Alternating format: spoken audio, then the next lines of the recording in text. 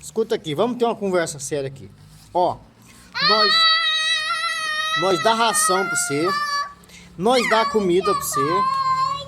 E por que que você vai pra rua atrás de carniça? Por que que você vai revirar lixo na rua?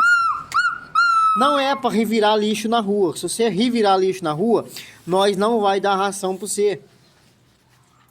Você não sabe que na rua é perigoso? Hein? Por que? Você não sabe que é perigoso na rua?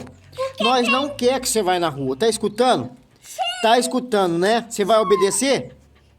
Olha lá, hein? Se você não obedecer, você não vai passear mais com nós na rua. Tá escutando? E você, Belinha? Tá escutando também, né? Nós não quer que você vai pra rua atrás de mexer com lixo, hein?